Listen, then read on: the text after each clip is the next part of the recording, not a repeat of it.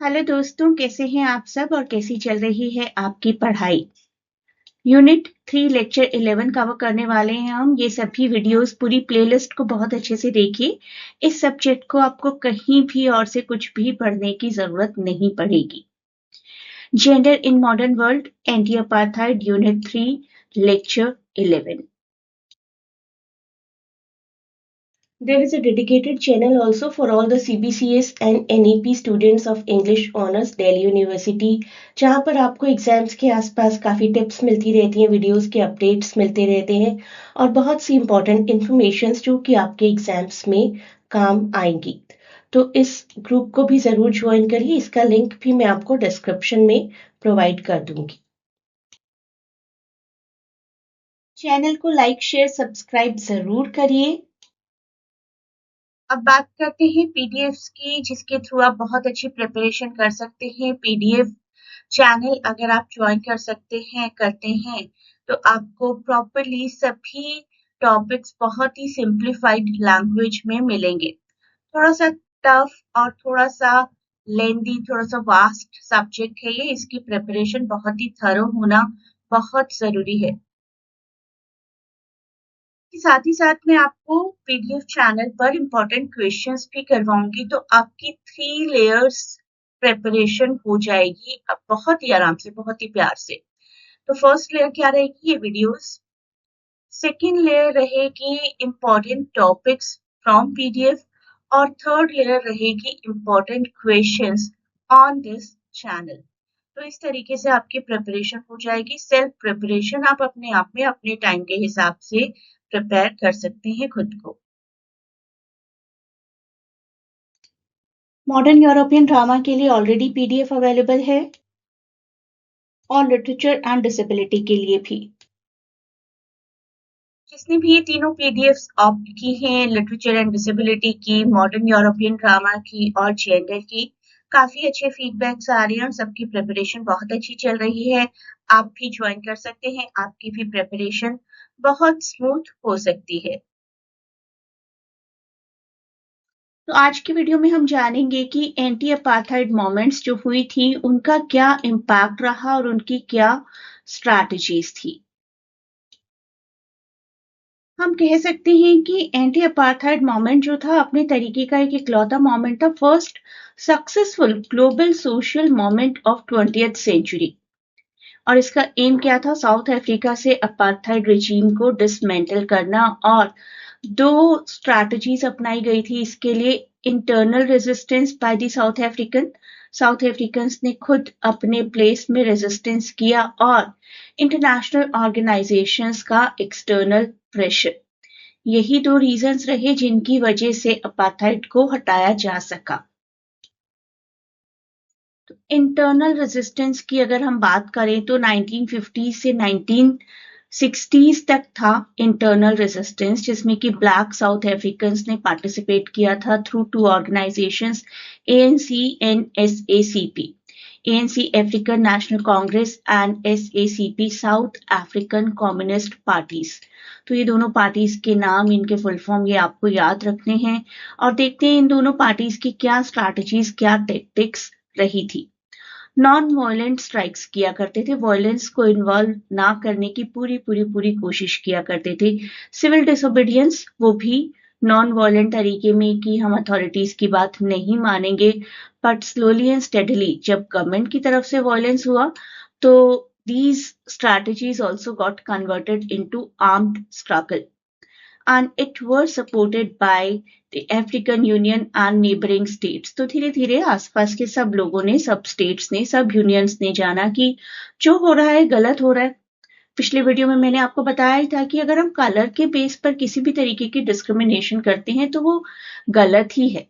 तो internal resistance to apartheid in South Africa during 1950s and 60s was primarily organized by organizations like ANC and SACP, who used protest, demonstration, and eventually armed struggle to challenge the apartheid policies।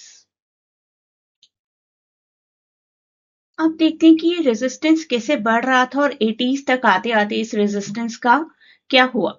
धीरे धीरे धीरे third phase आ गया जिसने कि local actions को बहुत ज्यादा intensify कर दिया। लोग स्ट्राइक्स करने लगे, बॉयकॉट्स करने लगे, मास डिमॉन्स्ट्रेशंस होने लगे। लीडरशिप थी यूनाइटेड डेमोक्रेटिक फ्रंट की। United democratic front, this was a south African popular front that existed from 1983 to 91। UDF, UDF comprised more than 400 public organizations including trade unions, student unions। तो लगभग सभी लोग एक साथ आ गए थे, हम कह सकते हैं। इसने ग्लोबल प्रेशर को बहुत ज्यादा स्ट्रेंथन किया और बहुत से सैंक्शंस करने पड़े फॉर मेकिंग अपार्थाइड इलीगल। इसके साथ ही साथ इंटरनेशनल कैंपेन्स की भी बात करेंगे। एंटी अपार्थाइड मूवमेंट चल तो रही ही थी 1959 से। एक ब्रिटिश ऑर्गेनाइजेशन थी वैसे ये, that was at the centre of international movement opposing the south African apartheid system. इसकी मेजर अचीवमेंट्स देखते हैं। South Africa expelled from Commonwealth, banned from Olympics, UN imposed sanctions. तो साउथ अफ्रीका को apartheid practice करने के लिए बहुत सारे इंटरनेशनल प्रिविलेजेस से बैन कर दिया गया।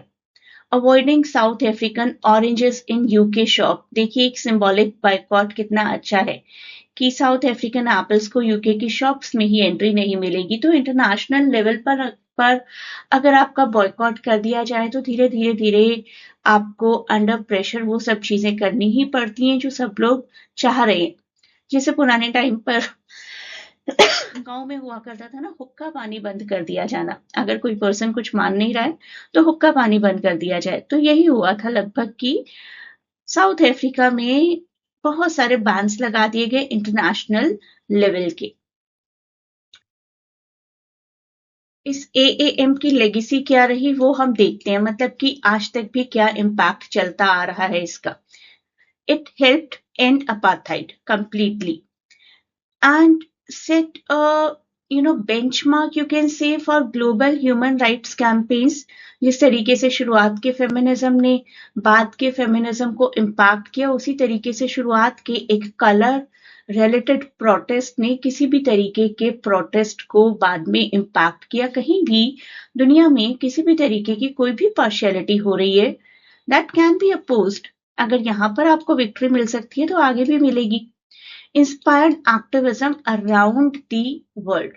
Again, AAM, Anti-Apartheid Movement, जो कि एक ब्रिटिश ऑर्गेनाइजेशन थी जिसको 1959 में शुरू किया गया था।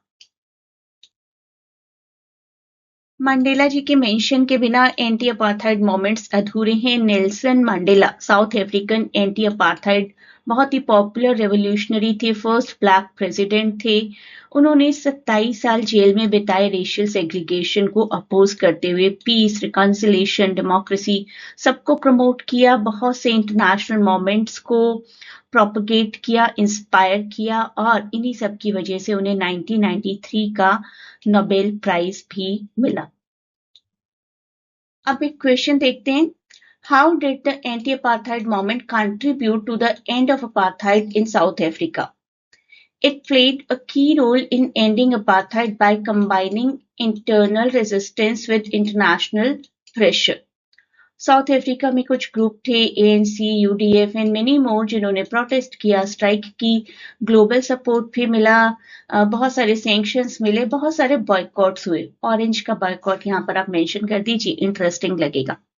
The movement's efforts isolated the apartheid regime। तो जिन भी लोगों को ये कलर डिस्क्रिमिनेशन, ये रंग भेद पसंद था, उन पर प्रेशर आ रहा था, political, economical. This pressure led to reforms and the release of Nelson Mandela in 1990। Nelson Mandela जो कि सबसे ज्यादा पॉपुलर लीडर रहे हैं ब्लैक लोगों के टू फाइट अगेंस्ट अपार्थाइड, और उसके बाद डेमोक्रेटिक इलेक्शंस हुए फर्स्ट टाइम इन 1994। आज की वीडियो के लिए इतना ही, और फर्दर वीडियोस में और ज्यादा जानेंगे जेंडर मोमेंट्स के बारे में। Please do not forget to share and subscribe the channel and provide your valuable feedback in comments.